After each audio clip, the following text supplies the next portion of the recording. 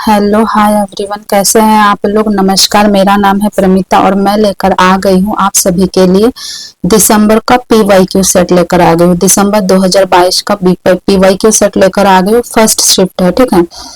तो मैं बता दूं आप लोगों को कि इस एक वीडियो में हम 1 से लेकर 100 तक जितने भी प्रश्न आए थे फर्स्ट शिफ्ट में सारे करने वाले हैं, ठीक है। तो मैं आप लोगों का ज्यादा समय न लेते हुए चलती हूँ प्रश्न पर। तो यह है हमारा प्रश्न क्रमांक 1। भाषा के रूप में अवधि का प्रथम प्रयोग किस रचना में मिलता है।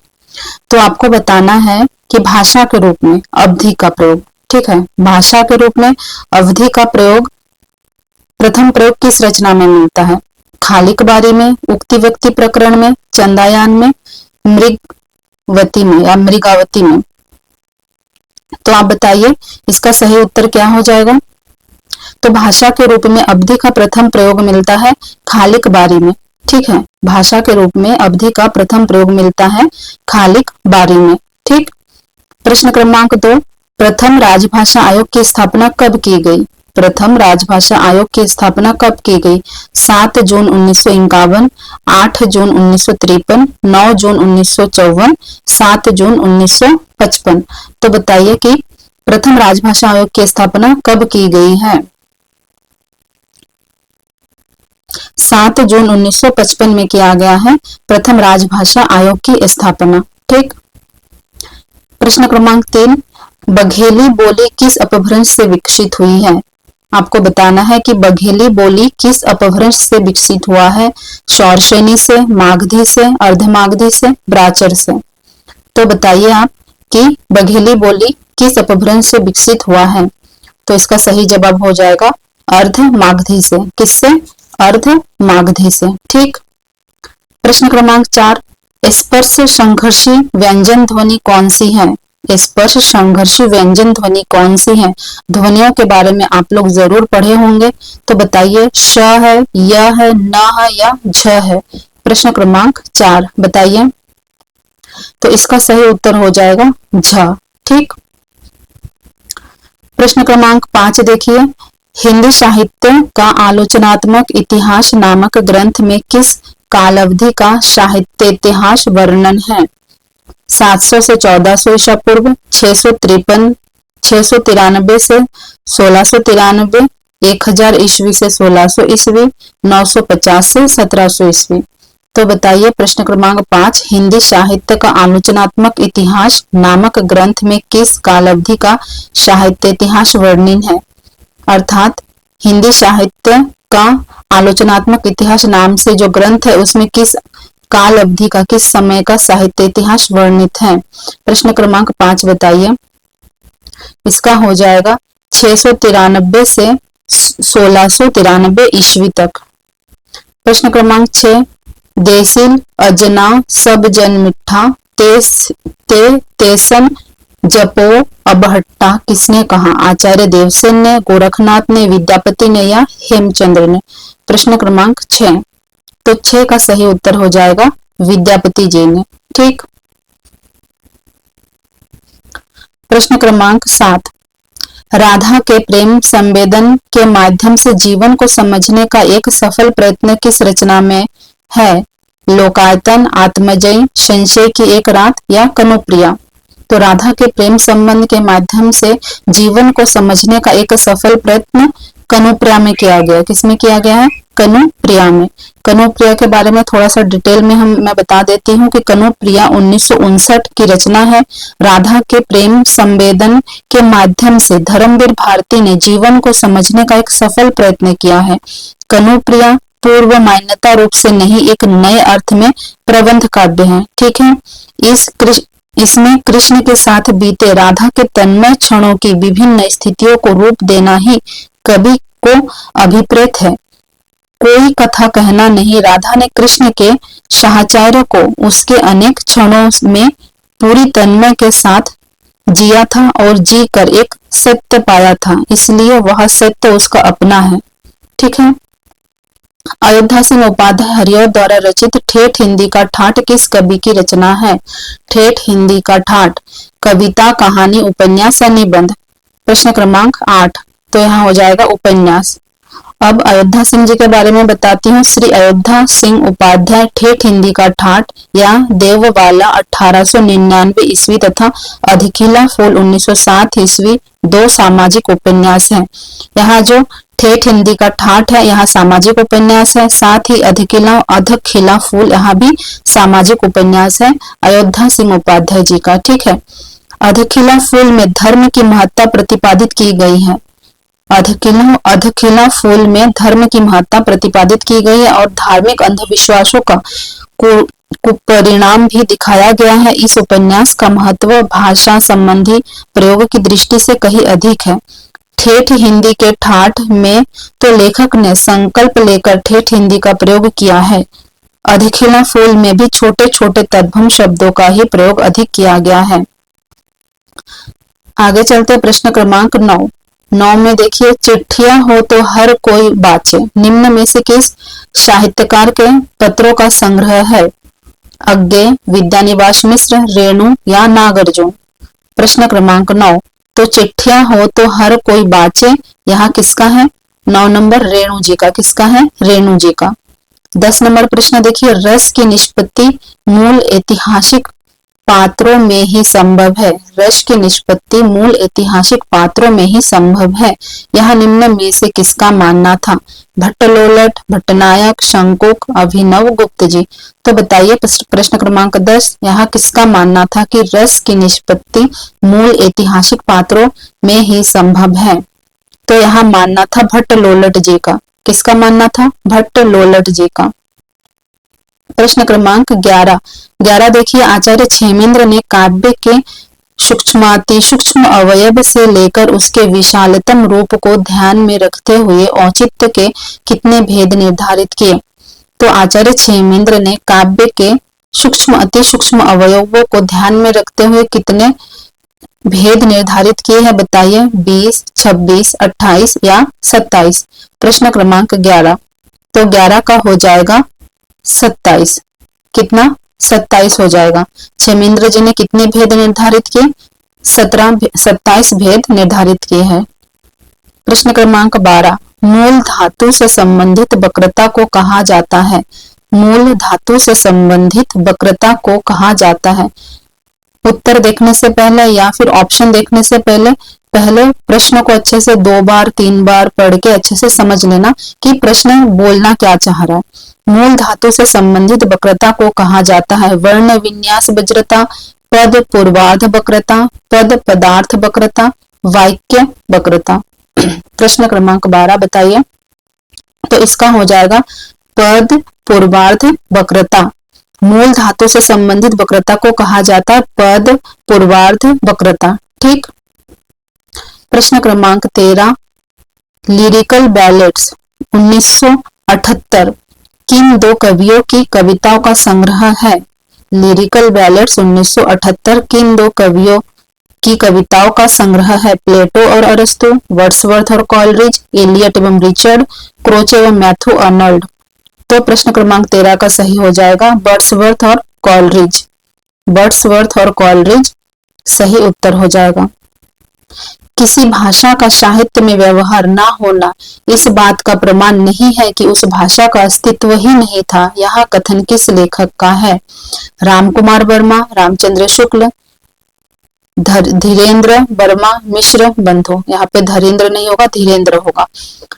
तो बताना है कि किस लेखक का मानना था कि किसी भाषा का साहित्य में व्यवहार ना होना इस बात का प्रमाण नहीं है कि उस भाषा का अस्तित्व ही नहीं है।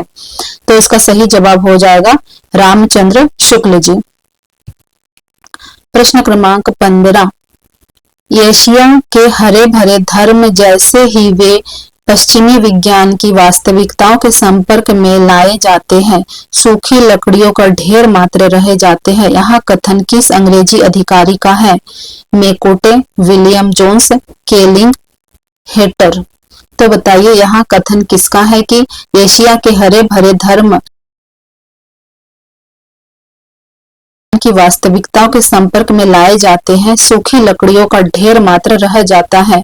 प्रश्न क्रमांक 4 का हो जाएगा हेटर, वैज्ञानिक ज्ञान और आख्यान में विरोध और द्वंद्व संबंध पर किस चिंतक ने विचार किया है? वैज्ञानिक ज्ञान और आख्यान, वैज्ञानिक ज्ञान और आख्यान में विरोध, किसमें? वैज्ञानिक ज्ञान और आख्यान में विरोध और द्वंद्व संबंध पर किस चिंतक ने विचार किया है? हेबरमास, लियोतार्ड, ग्वात्री, मदन स्वरूप। प्रश्न क्रमांक 16, तो इसका सही जवाब हो जाएगा लियोतार्ड। उद्दंत मार्तंड को प्रकाशन में लाने का श्रेय निम्न में से किस विद्वान को दिया जाता है? राधा कृष्ण दास, ब्रजेंद्रनाथ बंदोपाध्याय, नारायण दत्त, भगवती चरण चट्टोपाध्याय। उद्दंत मार्तंड को प्रकाश में लाने का श्रेय किसे दिया जाता है? तो इसका सही हो जाएगा ब्रजेंद्रनाथ बंदोपाध्याय जी को। किसको दिया जाता है? ब्रजेंद्रनाथ बंदोपाध्याय जी को दिया जाता है उद्दंत मार्तंड को प्रकाश में लाने का श्रेय। प्रश्न क्रमांक 18, चौसरिया के खेल में रे जुग्गू मिलन की आस, नर्द अकेली रह गई रे, नहीं जीवन की आस हो। कबीर की इस पंक्ति में नर्द शब्द का अर्थ है नंद, आत्मा, गोटी, खिलाड़ी। प्रश्न क्रमांक 18, तो इसका नर्द शब्द का अर्थ बताना है हमें 18 में, तो हो जाएगा गोटी। नर्द शब्द का अर्थ हो जाएगा गोटी। प्रश्न क्रमांक 19, अंधेरे में कविता में काव्य वाचक किसे पीतः पीतः ओ कहकर संबोधित करता है? तालस्ताय, गांधी जी, सिरफिरा, पागल, तिलक। अंधेरे में कविता में काव्य वाचक किसे पीतः पीतः ओ कहकर संबोधित करते हैं? तो तिलक संबोधित करते। कौन करते हैं? तिलक। अन्याय जिधर है उधर शक्ति, राम की शक्ति पूजा का यह संवाद किसने किससे कहा? राम ने विभीषण से, राम ने हनुमान से, राम ने सुग्रीव से, राम ने लक्ष्मण से। तो अन्याय जिधर है उधर शक्ति है, यह कथन किसने किससे कहा? तो राम ने विभीषण से कहा। किससे कहा? विभीषण से। प्रश्न क्रमांक 21 देखिए, नैन चुभी जस महावट नीरू, नागमती वियोखंड की इस पंक्ति में महावट का सटीक अर्थ है महावत, महकता बट, माघ की झड़ी या महाबट। प्रश्न क्रमांक 21, तो इसका सही जवाब होगा माघ की झड़ी। महावट का अर्थ होता है माघ की झड़ी। ठीक। झूठा सच में किस शहर का वर्णन नहीं है? झूठा सच में किस शहर का वर्णन नहीं है? जालंधर, कानपुर, लखनऊ, नैनीताल। तो इसमें कानपुर का वर्णन नहीं है झूठा सच में। जालंधर, लखनऊ, नैनीताल का वर्णन आया है।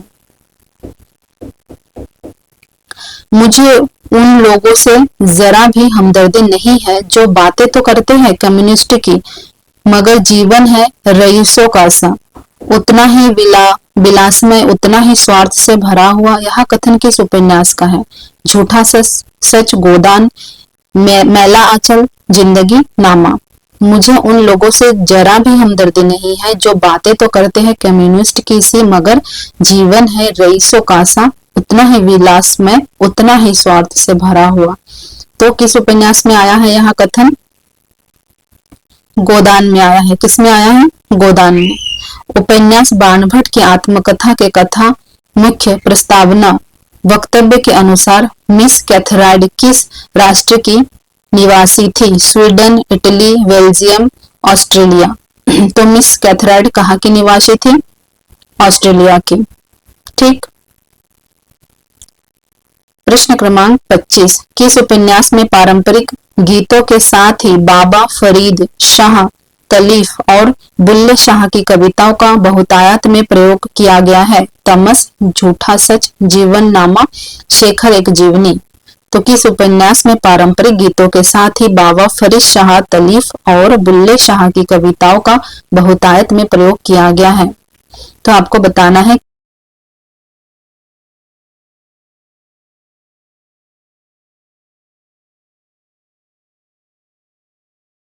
इनकी बेगम कहानी में बिरजू की मां किस टीशन वाली कहकर संबोधित करती है? बिरजू की माँ किसे टीशन वाली कहकर संबोधित करती है? चंपिया को, जंगी की पतोहू को, लरेना की बीबी को, राधे की बेटी सुनरी को। तो बहुत ही आसान है ये वाला प्रश्न, यहाँ पता चल गया होगा आप लोगों को। जंगी की पतोहू को, किसको? जंगी की पतोहू को। चंद्रदेव से मेरी बातें शीर्षक कहानी सर्वप्रथम किस वर्ष प्रकाशित हुई थी? 1904, 1907, 1908, 1911। तो बताइए किस वर्ष प्रकाशित हुई थी? 1904 में। किस वर्ष? 1904 में प्रथम बार प्रकाशित हुआ था। ठीक। आज तक कभी ऐसा ना हुआ, कभी न कभी सुना, गजब हो गया, अधेड़ पड़ गया, सिक्का बदल गया कहानी में उपयुक्त कथन किसने किससे कहा? नवाब बीबी ने शाहानी से, शेरा ने हुसैना से, शाहानी ने दाउल खां से, लाल बीबी ने शाहानी से। प्रश्न क्रमांक 28। आज तक कभी ऐसा ना हुआ, न कभी सुना, गजब हो गया, अधेड़ पड़ गया। तो यह नवाब बीबी ने शाहानी से कहा। नवाब बीबी ने शाहानी से कहा। पवित्रता की मात्रा है मलिनता, सुख का आलोक है दुख, पुण्य की कसौटी है पाप। उपयुक्त संवाद स्कंदगुप्त नाटक में किस पात्र के द्वारा कहा गया है? मालिनी, देवसेना, कमला, देवकी।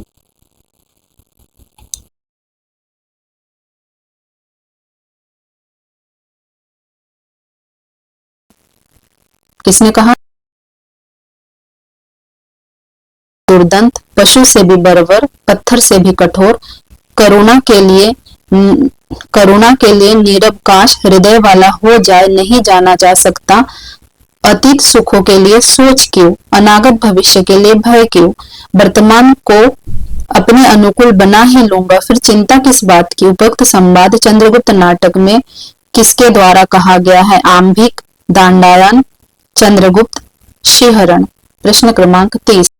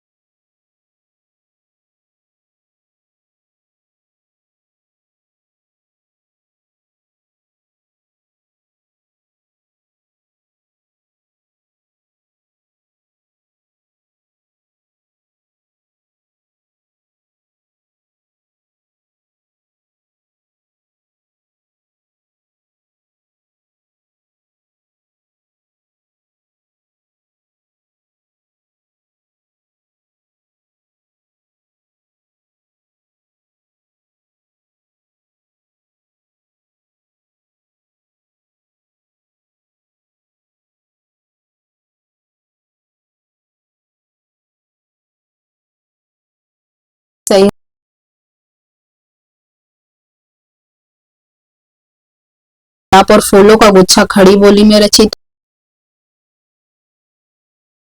भारतेंदु हरिश्चंद्र की रचना है। भारतेंदु हरिश्चंद्र ने बंगले के प्यार छंद में प्राप्त समीरन कविता का अर्थ बताया है।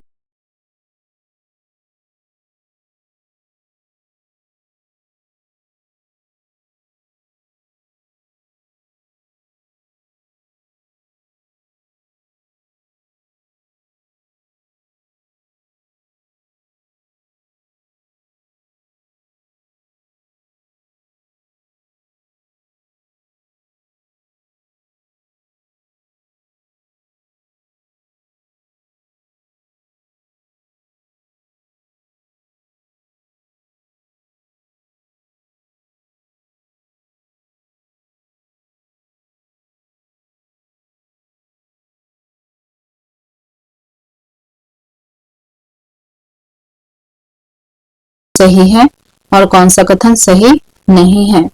तो इसमें से ए नंबर सही है, सी नंबर और डी। ऋणजल धनजल फणीश्वर नाथ रेणु जी की रचना है। और सी नंबर ज्ञान मंडल बनारस द्वारा 2 खंडों में प्रकाशित साहित्य कोश के संपादक राम कुमार वर्मा थे, सही है। और डी नंबर हजारी प्रसाद द्विवेदी अपने निबंधों में भारत के सांस्कृतिक इतिहास का पुनर्निर्माण किया है, यहाँ भी सही है। 45 नंबर देखिए, आत्मकथा के संबंध में निम्न कथनों पर विचार कीजिए। बनारसी दास जैन की अर्धक कथानक हिंदी की प्रथम आत्मकथा मानी जाती है, क्या यह सही है? जोश मलिहाबादी की यादों की बारात, अमृता प्रीतम की रशीदी टिकट तथा हंस बाडेकर की सुनो सुनो सुनाती हूँ अनुदित आत्मकथाओं के उदाहरण है। कस्तूरी कुंडल बसे प्रभा खेतन द्वारा रचित आत्मकथा है। अपने अपने पिंजरे शिवराज सिंह बेचन द्वारा रचित आत्मकथा है। ई नंबर अपनी खबर पांडे बेचन शर्मा द्वारा रचित आत्मकथा है। तो इसमें से कौन कौन सी कथन सही है बताना आत्मकथा के संबंध में। प्रश्न क्रमांक 45। तो इसमें ए नंबर सही है, बी नंबर भी सही है, यहाँ नीचे ई नंबर सही है। बनारसी दास जैन की अर्धकथानक हिंदी की प्रथम आत्मकथा मानी जाती है, बिल्कुल सही है। जोश मलिहाबादी की यादों की बारात, अमृता प्रीतम की रसीदी टिकट द्वारा हंस बाडकर की सुनो सुनाती हूँ अनुदित आत्मकथाओं के उदाहरण है, सही है। और अपनी खबर पांडे बेचन शर्मा द्वारा उद्धृत रचित आत्मकथा यहाँ भी सही है। प्रश्न क्रमांक 46, काव्य दोष से संबंधित सही उदाहरण है। किससे संबंधित बताना है? काव्य दोष से संबंधित बताना है। क्लिष्ट तत्व दोष, वेद नक्षत्र ग्रह जोड़ी अर्ध करी को बरजे हम खात। अक्र तत्व दोष, मुख मयंक को देखकर विकास मानस कंज। दुष्क्रम तत्व दोष, मारुत नंदा मारुत को मन को खग राज को बेग लजायो। डी ग्राम्य तत्व दोष, कसती कटी थी कनिष्ठ माँ असी देती मेंझली घनिष्ठ माँ। अप्रतित्व दोष, हियतल बसी दुख देत है ये तेरे अनुभव। तो बताना है इसमें से कौन कौन से काव्य दोष है, काव्य दोष के सही उदाहरण है। प्रश्न क्रमांक 46। तो इसमें सही हो जाएगा ए नंबर, सी नंबर और ई नंबर। कौन कौन सा? ए, सी और ई, ठीक है। काव्य रीति के संबंध में सही कथन बताना है। काव्य रीति के संबंध में सही कथन, ए नंबर रीति शब्द का प्रयोग आचार्य वामन ने किया। बी नंबर दंडी ने रीति के स्थान पर मार्ग शब्द का प्रयोग किया। सी नंबर आचार्य रुद्रट ने रीति को शब्द संगठना बताया। और डी नंबर भोज ने रीतियों की संख्या 105 मानी। ई नंबर हृदय के रागात्मक भावों की अभिव्यक्ति करने वाली रीति गौड़ी रीति है। तो इसमें से कौन कौन से कथन सही है काव्य रीति के संबंध में?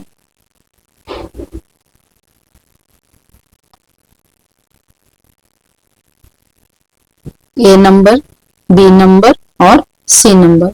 ठीक, यहाँ नीचे से 1 नंबर हो जाएगा।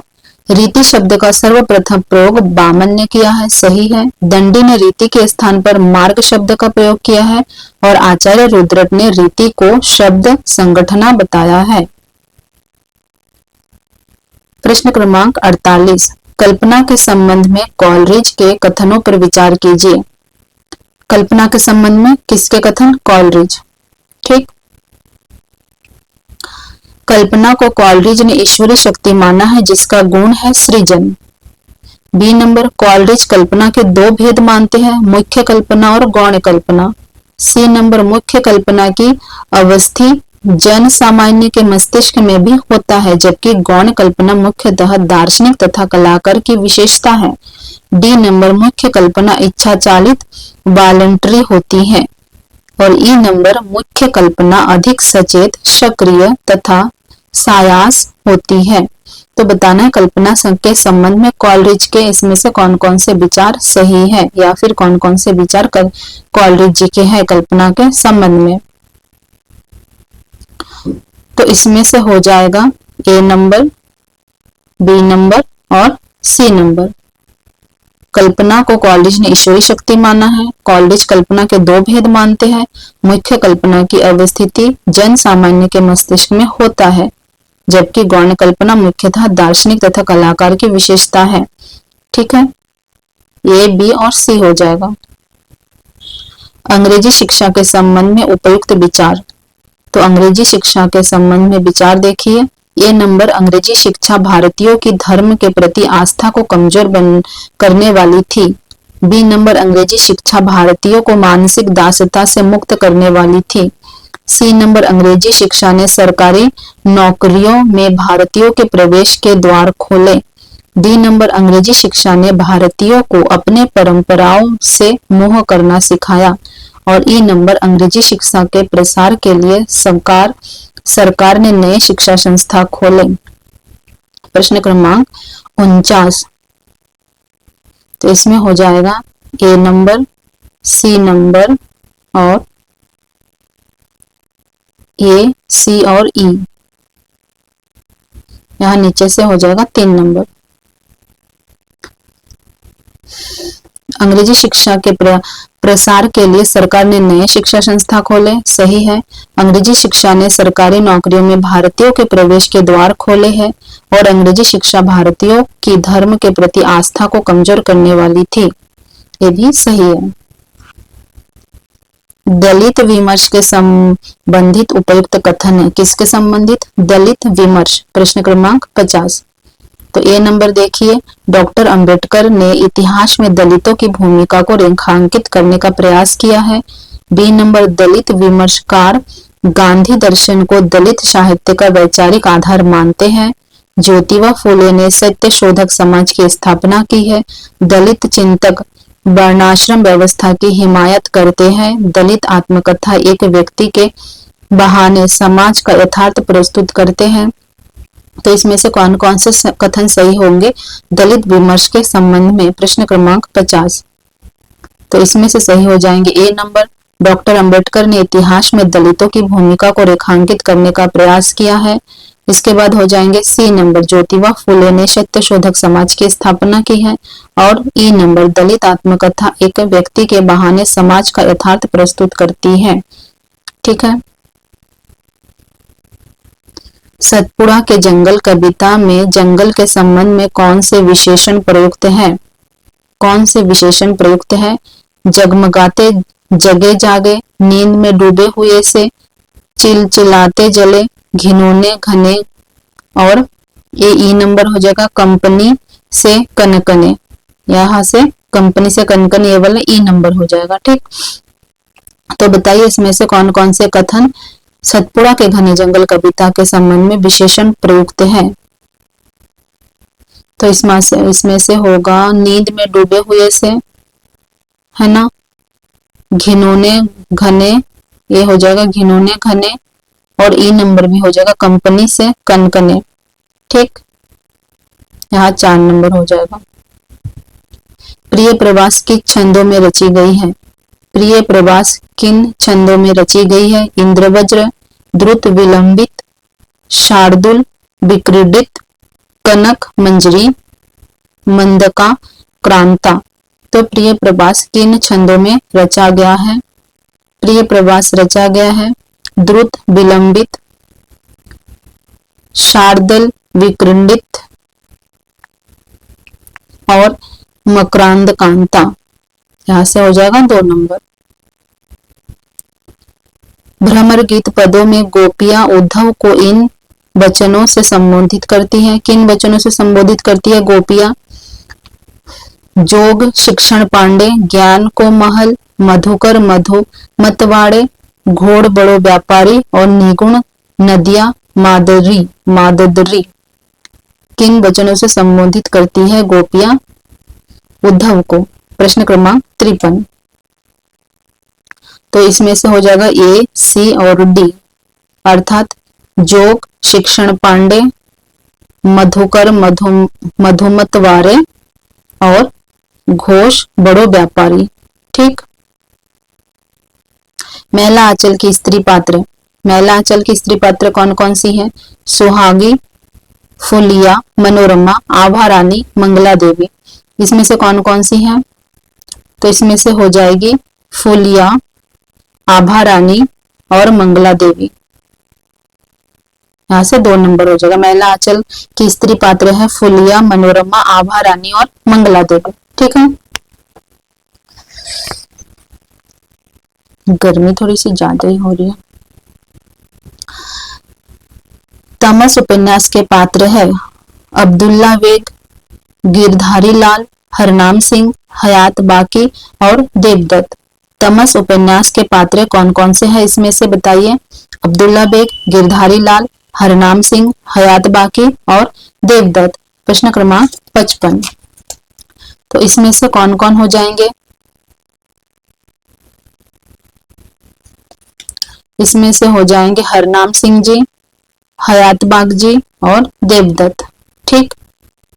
सी, डी और ई नंबर यहाँ पे 3 में है। मानस का हंस उपन्यास की रचना में अमृतलाल नागर ने निम्न पुस्तकों से सहयोग लिया है। मानस की हंस रचना में अमृतलाल नागर जी ने किन पुस्तकों से सहयोग लिया है? तुलसी काव्य मीमांसा से, तुलसी आधुनिक वातायन से, लोकवादी तुलसीदास से या काशी का इतिहास से या अकबर से। किससे किससे सहायता लिया है उन्होंने? तो इन्होंने लिया है ए, डी और ई हो जाएगा। तुलसी काव्य मीमांसा से सहयोग लिया है, काशी का इतिहास से सहयोग लिया है और अकबर से सहयोग लिया है। ठीक। तुलसी काव्य मीमांसा से सहयोग लिया है, काशी का इतिहास से सहयोग लिया और अकबर से सहयोग लिया है अमृतलाल नागर जी ने। तीसरी कसम कहानी के पात्र कौन कौन है? तीसरी कसम कहानी लालमोहर, पटल दास, महेश्वर, धन्नीराम, बेगू, पटवारी। तो इसमें से कौन कौन तीसरी कसम कहानी के पात्र है? तीसरी कसम कहानी के पात्र कौन कौन से हैं? लाल मनोहर है, पलट दास है और कौन है? धन्नु है। कौन है? धन्नु है। तो कौन सा नंबर हो जाएगा यहाँ पे? 3 नंबर हो जाएगा। ए, बी और डी हो जाएगा। ठीक। ए, बी और डी हो जाएगा। यहाँ पे मैं डी पे कर देती हूँ धन्नीराम। गैंग्रीन कहानी के संदर्भ में विचार कीजिए। ठीक है। ए नंबर, इस कहानी में पिता पुत्र के संघर्ष का चित्रण किया गया है। क्या गैंग्रीन कहानी में पिता पुत्र के संघर्ष का चित्रण किया गया है? बताइए सोच के। इस कहानी में अज्ञेय को निम्न मध्यम वर्गीय जीवन की विषमताओं को चित्रित करने में सफलता मिली है। सी नंबर, इस कहानी में अज्ञेय ने दाम्पत्य जीवन की सराहनीयता और एक रसता को चित्रित किया है। इस कहानी में पूर्वदीप्ति शैली का प्रयोग किया गया है। ई नंबर, गैंग्रीन के रोगियों के अक्सर पैर काटे जाने की सूचना जीवन की त्रासदी को अभिव्यक्त करता है। प्रश्न क्रमांक 58। तो इसका सही जवाब क्या होगा?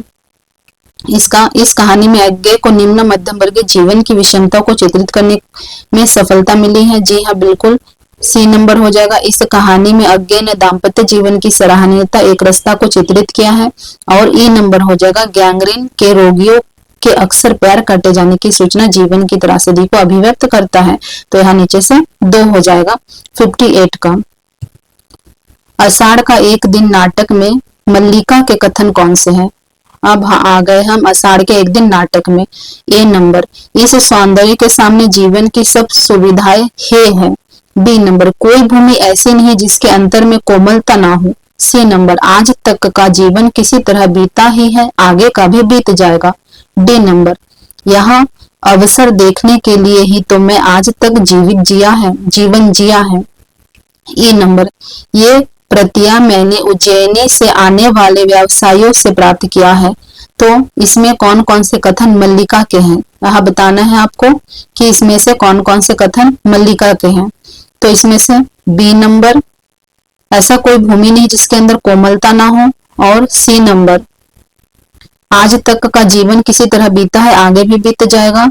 सी नंबर और ई नंबर, ये प्रतिया मैंने उज्जैनी से आने वाले व्यवसाय से लिया है, यहाँ हो जाएगा नीचे से 2 नंबर हो जाएगा, बी, सी और ई। 60 नंबर, भारत दुर्दशा नाटक के संबंध में निम्नलिखित कथनों पर विचार कीजिए। कौन से नाटक के संबंध में? भारत दुर्दशा नाटक के संबंध में। ए नंबर, इस नाटक में भारत दुर्दैव और उनकी सेना के माध्यम से भारत दुर्दशा के चित्र प्रस्तुत हुए हैं। क्या यह कथन सही है? बी नंबर, इसमें मद्यपान को सही सिद्ध करने के लिए मदिरा नामक पात्र को रचा गया है। सी नंबर, भारत दुर्दशा नाटक भारतेंदु के व्यथित हृदय की अभिव्यक्ति है। डी नंबर, नाटक में प्रतीकात्मक पात्र रोष कहता है, निहचे भारत को अब नाश। ई नंबर, इस नाटक में भारतेंदु के देशभक्त और समाज सुधारक रूप के दर्शन होते हैं। इसमें से कौन कौन से कथन सही हो जाएंगे? प्रश्न क्रमांक 60। तो इसमें से सही हो जाएंगे ए नंबर, सी नंबर और ई नंबर, अर्थात यहाँ नीचे 3 नंबर सही हो जाएंगे। ठीक है। अध्यापक पूर्ण सिंह के संबंध में निम्नलिखित कथनों पर विचार कीजिए। किसके बारे में? अध्यापक पूर्ण सिंह के बारे में। ए नंबर, हिंदी, पंजाबी और अंग्रेजी में लिखने वाले पूर्ण सिंह ने अंग्रेजी में सर्वाधिक लिखा है। क्या यह कथन सही है पूर्ण सिंह के बारे में? पूर्ण सिंह ने स्वामी रामतीर्थ की जीवनी 1924 में लिखी थी।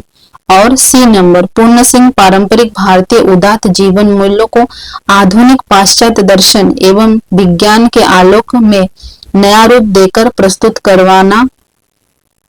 करना चाहते हैं।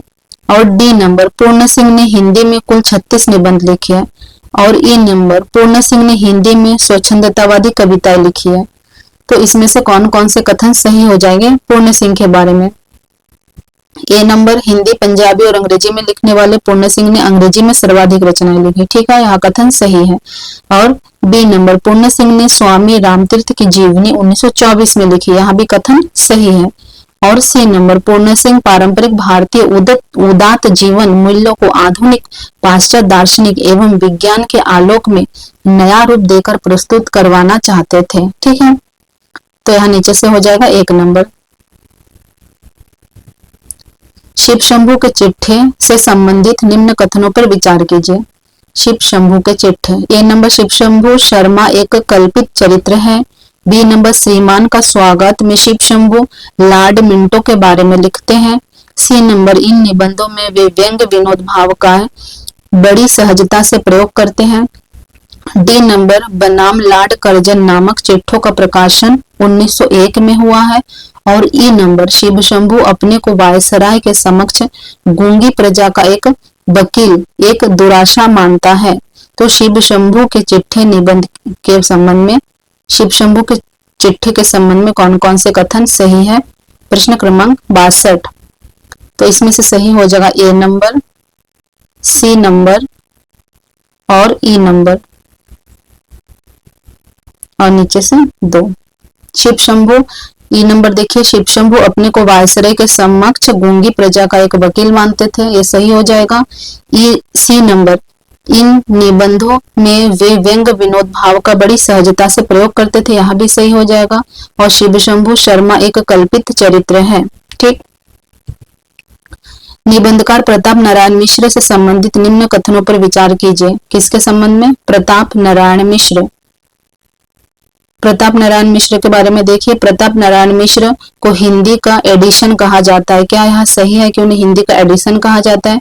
बी नंबर, उनके निबंधों में भाषा का स्वरूप अत्यंत औपचारिक है।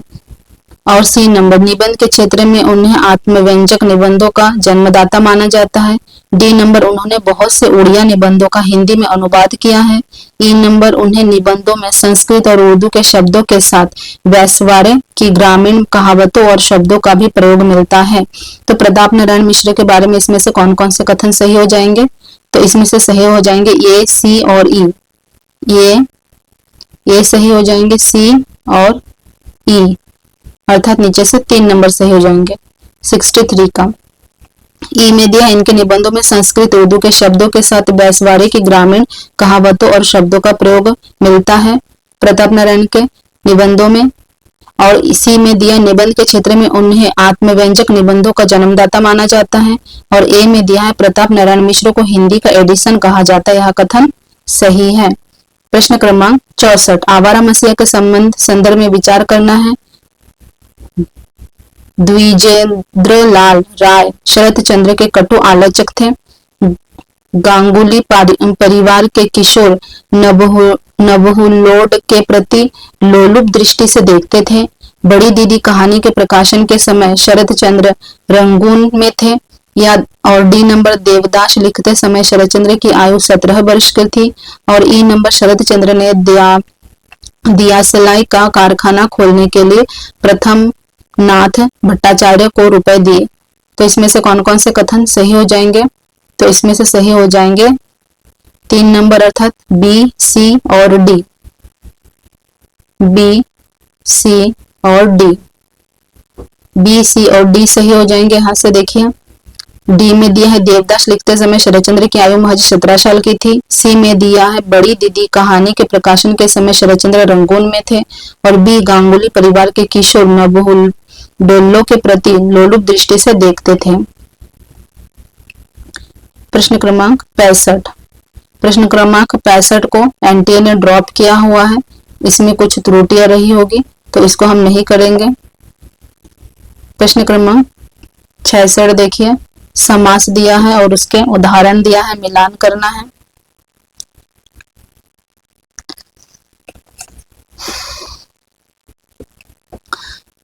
तत्पुरुष समास, द्वंद्व समास, अव्ययीभाव समास और बहुब्रीहि समास। और यहाँ पे दिया है लवकुश, यथाति, शिवालय, चक्रपाणी। तो क्या हो जाएगा? ए नंबर का तत्पुरुष समास कौन सा है? इसमें से शिवालय तत्पुरुष समास है, ठीक है। और द्वंद्व समास तो सबको पता ही है, लवकुश द्वंद्व समास हो जाएगा। और सी नंबर में अव्ययीभाव समास है, अव्ययीभाव हो जाएगा यथाति। और बहुव्रीहि समास हो जाएगा चक्रपाणी। यहाँ नीचे देखे तो 4 नंबर। सूची 1 संप्रदाय का नाम है और सूची 2 प्रवर्तक है। कौन से प्रवर्तक ने किस संप्रदाय का प्रवर्तन किया है बताना है। श्री संप्रदाय का प्रवर्तन किसने किया है? ब्रह्म संप्रदाय, रुद्र संप्रदाय, सनकादि संप्रदाय। प्रश्न क्रमांक 67,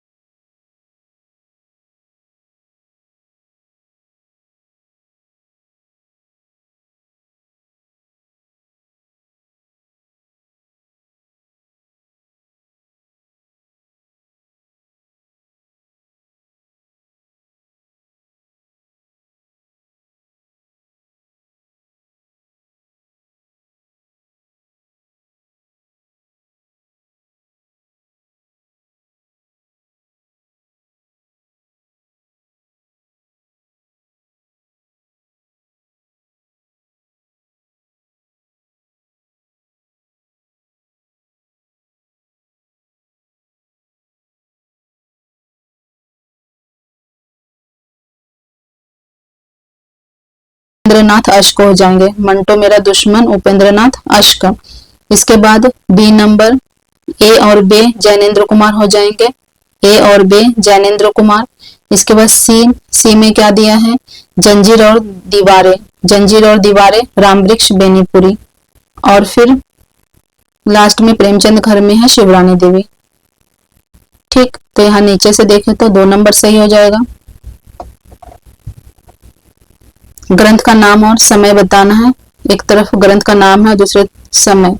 काव्य प्रकाश, चंद्रलोक, कुवलयानंद, साहित्य दर्पण। प्रश्न क्रमांक 69। तो काव्य प्रकाश का क्या हो जाएगा? 11वीं सदी। काव्य प्रकाश 11वीं सदी। चंद्रलोक 13वीं सदी। और कुवलयालम क्या हो जाएगा? सी नंबर का 17वीं सदी। साहित्य दर्पण 14वीं सदी। ठीक। और नीचे हम देखें तो यहाँ पे 3 नंबर सही हो जाएगा। कौन सा? 3।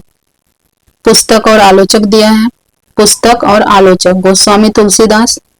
बी नंबर में तुलसी काव्य मीमांसा। सी में तुलसी आधुनिक वातायन से। और डी में लोकवादी तुलसीदास से। और यहाँ पे दिया है उदय भानु सिंह, रामचंद्र शुक्ल, विश्व त्रिमूर्ति और रमेश कुंतल। तो मिलान करना है। प्रश्न क्रमांक 70 का क्या हो जाएगा? ए नंबर में क्या हुआ? तुलसी गोस्वामी तुलसीदास जी का हो जाएगा रामचंद्र शुक्ल। क्या हो जाएगा? रामचंद्र शुक्ल। बी नंबर तुलसी काव्य मीमांसा, इसमें हो जाएगा उदय भानु सिंह। क्या हो जाएगा? उदय भानु सिंह। तुलसी आधुनिक वातायन हो जाएगा रमेश कुंतल। और लोकवादी विश्व त्रिमूर्ति। ठीक। नीचे से देखें तो 3 नंबर हो जाएगा। शेखर एक जीवनी भाग 1 का खंड और खंड का शीर्षक दिया है, मिलान करना है। प्रथम खंड का नाम, द्वितीय खंड का, तृतीय खंड का, चतुर्थ खंड का नाम बताना है। बीज और अंकुर, पुरुष और परिस्थिति, उषा और ईश्वर, प्रकृति और। यहाँ पे प्रथम खंड का नाम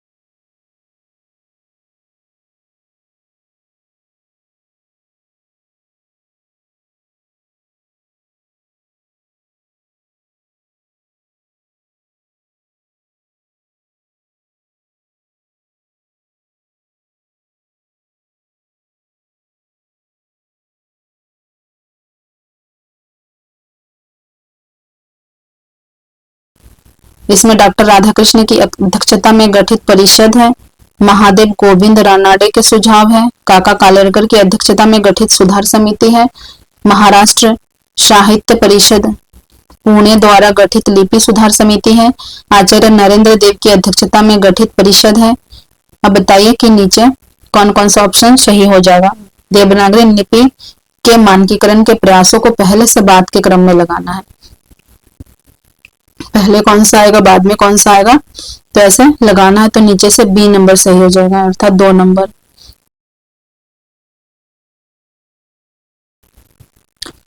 प्रश्न क्रमांक 76 रचित कृतियों को पहले से बाद के क्रम में लगाइए। आर्य भाषा, भाषा और समाज, आस्था और सौंदर्य, नई कविता और अस्तित्ववाद, महावीर प्रसाद द्विवेदी और नई हिंदी जागरण, प्राचीन भारत के भाषा परिवार। तो इनको लगाने के लिए सबसे पहले हमें इनका क्या जानना है, रचना काल जानना है। तो आर्य भाषा और समाज का बताते हैं हम।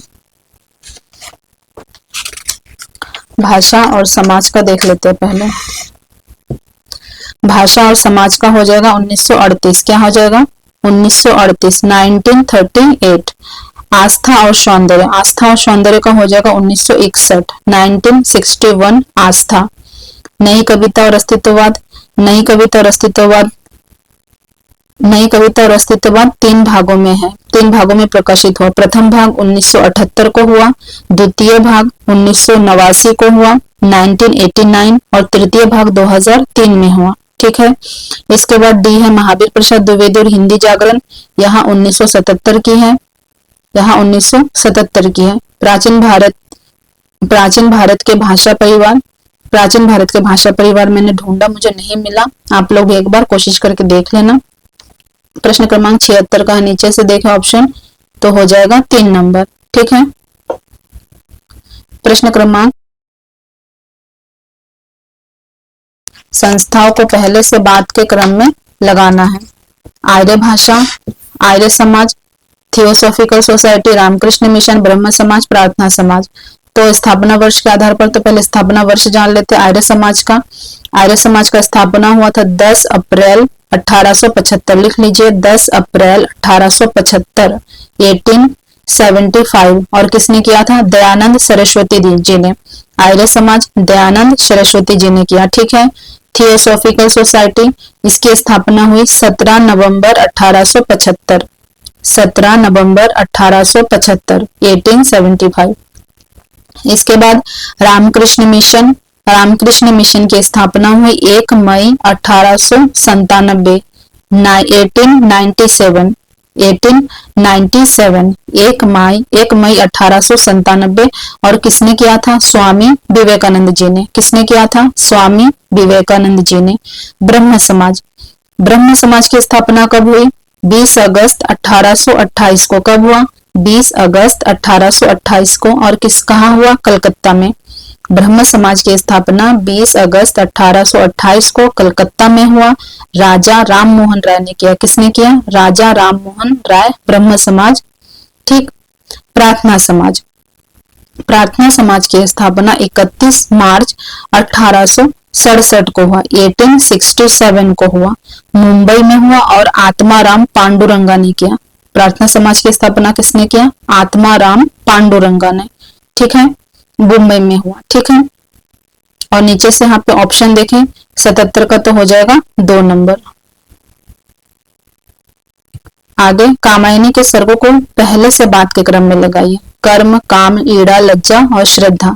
तो कामायनी में पहले कौन सा सर्ग आया और उसके बाद कौन सा सर्ग आया है, इसे सीक्वेंस में लगाना है प्रश्न क्रमांक।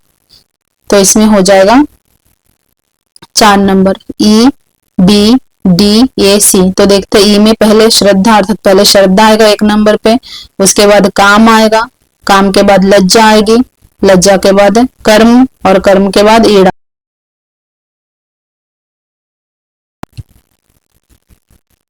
यहाँ जो प्रश्न है इसे भी ड्रॉप किया हुआ है एनटीए ने, तो इसे भी हम छोड़ देंगे।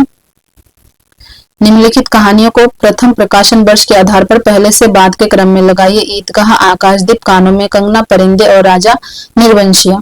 तो इनको पहले से बाद के क्रम में लगाना है। तो ईदगाह कहानी का प्रकाशन कब हुआ? 1933 में हुआ। कब हुआ? 1933 में हुआ और चांद पत्रिका में हुआ था। किस में हुआ था? चांद पत्रिका में। और मुंशी प्रेमचंद ने किया था? नवाब राय नाम से लिखा था।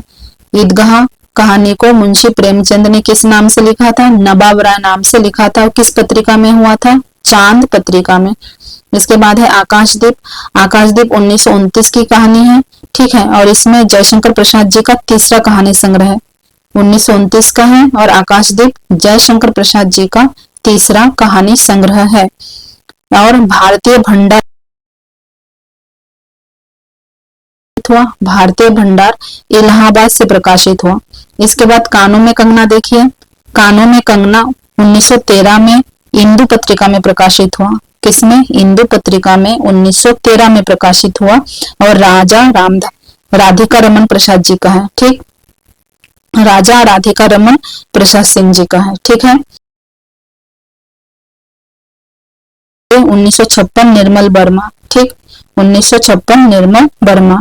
उसके बाद राजा निर्वंशिया देखिए। राजा निर्वंशिया 1957 की है, कमलेश्वर की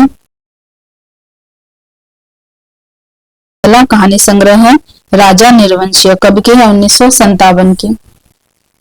अंधेर नगरी नाटक में पहले से बाद के क्रम में आए संवादों को निर्धारित कीजिए। तो अंधेर नगरी में कौन से संवाद पहले आए, कौन से बाद में, यहाँ निर्धारित करना है।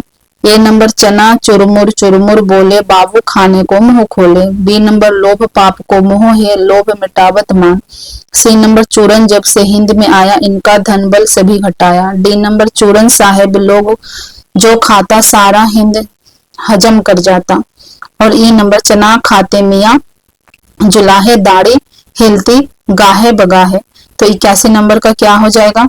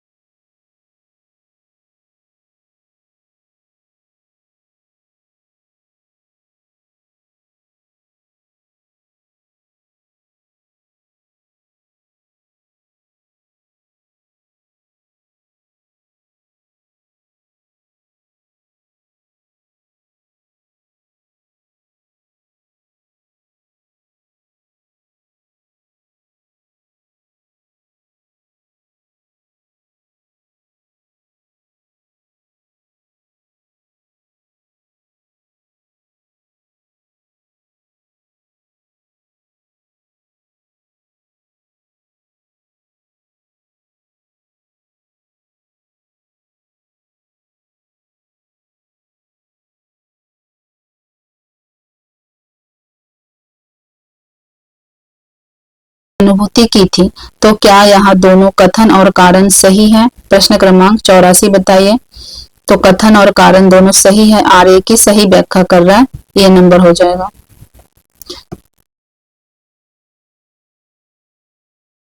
आपका बंटी उपन्यास में विवाह के असफल और तलाक के ट्रेजेडी के त्रास को बेगुनाह बंटी ही सबसे अधिक भोगता है। यहाँ पे बंटी होगा। बंटी सबसे अधिक भोगता है। कारण आर में दिया, बंटी पिता के होते हुए भी बिना पिता का और माँ के रहते बिना माँ का हो गया, अंततः उसे मिला भटकाओ, असमंजस्य, अकेलापन, उपयुक्त कथन। तो बताइए कौन सा सही होगा या दोनों सही होगा। प्रश्न क्रमांक 85। तो इसमें कथन ए और आर दोनों सही है, आर ए का सही व्याख्या कर रहा है, इसमें भी 1 नंबर हो जाएगा। ठीक है। 86 में देखिए कथन 1 और 2 है। सिंदूर की होली नाटक में कुल 2 अंक है। नजीर, माहिर, अली, चंद्रकला, कृष्णलाल इसके प्रमुख पात्र हैं। तो क्या कथन 1 सही है। और कथन 2 देखिए, सिंदूर की होली नाटक की कथा प्रातः काल 9 बजे शुरू होता है तथा कथा की अंतिम घटना लगभग 10 बजे रात्रि में बीत जाता है। तो बताइए क्या दोनों कथन सही है, ये एक सही है। प्रश्न क्रमांक 86 बताइए। तो इसमें कथन 1 असत्य है लेकिन कथन 2 सत्य है। ठीक, ये कथन 2 सही हो जाएगा और आर कथन 1 गलत हो जाएगा। प्रश्न क्रमांक 87। 87 में अभिकथन 1 और कारण दिया है। तो अभिकथन देख लेते हैं पहले, फिर कारण देखेंगे। ए में दिया है, एक और द्रोणाचार्य नाटक के माध्यम से समकालीन शिक्षा जगत की यथार्थ विसंगतियों एवं विद्रूपताओं को उजागर किया गया है। और कारण में दिया है, एक और द्रोणाचार्य नाटक वर्तमान शिक्षा व्यवस्था में व्याप्त भ्रष्टाचार, पक्षपात, शिक्षा समुदाय के पंगु, असहाय, बेबस और अपाहिज चरित्र को पौराणिक कथा के माध्यम से प्रस्तुत किया गया है। तो क्या कथन अभिकथन ए और उसका कारण सही है। क्या कारण सही है अभिकथन का। क्या ये बी की सही व्याख्या कर रहा है। प्रश्न क्रमांक 87। तो जी हाँ, सही व्याख्या कर रहा है। ए और आर दोनों सही है, आर ए का सही व्याख्या कर रहा है। प्रश्न क्रमांक 88 देखिए, अभिकथन और कारण दिया। अभिकथन में दिया है, शिवशंभु के चिट्ठे तथा दुबे जी का चिट्ठा भी परंपरा में विद्यानिवास मिश्र ने ब्रह्मानंद उपनाम से सरस्वती के संपादक श्री नारायण चतुर्वेदी को चिट्ठियां लिखी थी। और कारण में दिया है, ललित निबंध की विधि शैली विद्यानिवास मिश्र के हाथों में जीवित हुआ। तो बताइए कारण और कथन सही है या गलत है। तो इसमें ए और आर दोनों सही है लेकिन आर ए का सही व्याख्या नहीं कर रहा है। ठीक है, आर जो है ए का सही व्याख्या नहीं कर रहा है लेकिन दोनों अपनी अपनी जगह सही है। यहाँ देखिए अभिकथन और कारण दिया है फिर से। तो अभिकथन देख लेते हैं, यात्राएं यहाँ पर जितनी बार की जाती है उतनी ही अंदर की ओर भी। यात्राएं यहाँ पर जितनी बाहर की जाती है उतनी ही अंदर की ओर भी। और कारण दिया है, यात्रा संस्मरण टूरिस्ट गार्डन का स्थान लेने के लिए नहीं लिखे पढ़े जाते। ऐसे पुस्तकों में प्रस्तुत ब्यौरा एक व्यक्ति की यात्रा का ब्यौरा होता है और यहाँ यात्रा जितनी बाहरी होता है उतनी ही भीतरी। तो बताइए क्या अभिकथन और कारण दोनों सही है या गलत है। तो यहाँ पे अभिकथन ए और आर दोनों सही है, आर ए की सही व्याख्या कर रहा है। ठीक है, को कालक्रम के अनुसार आरोही क्रम में लिखिए। गवही बंधु, इसमें दिया है गवई, गंध गुलाब, आम रास्ता नहीं है, जीवन, अज्ञान का गणित है, उठ जाग मुसाफिर, चली फगुनहट बोरे आम, चली फगुनहट बोरे आम।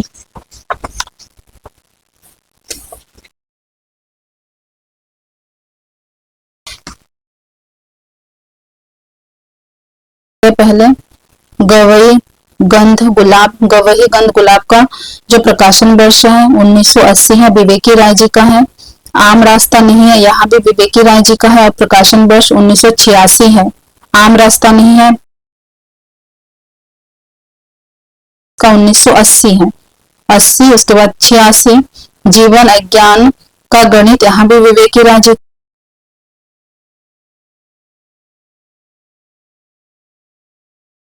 विवेकी राय जी का है। और चली फगुनहट बोरे आम, यहाँ भी विवेकी राय जी की रचना है लेकिन मुझे इसका रचनाकाल नहीं मिला है, आप लोग एक बार सर्च कर लेना। यहाँ पे नंबर देखे तो नीचे से 90 नंबर का 1 हो जाएगा, A B C D E. 80, 86, 2004, 2012, ठीक है, ऐसे हो जाएगा। तो यहाँ 90 प्रश्न हमने कर लिया है यहाँ पे। और अगर अभी तक आप वीडियो में बने हुए हैं, अभी तक आप मेरे साथ बने हुए हैं इस चैनल पे, इसका मतलब आप ध्यान से पढ़ रहे हैं, चीजों को समझ रहे हैं। आगे जो 10 प्रश्न है वो आपको पता है अपठित गद्यांश से आता होता है, तो वो हम इसमें नहीं करेंगे। और यहाँ तक अगर आपने वीडियो देखा है तो आप जरूर वीडियो को एक लाइक कर दें, जो बच्चे पढ़ते हैं उन्हें शेयर कर दें और चैनल को सब्सक्राइब कर लें, क्योंकि एक वीडियो बनाने में काफी ज्यादा मेहनत लगती है। तो अगले वीडियो में मिलते हैं। आज के लिए बस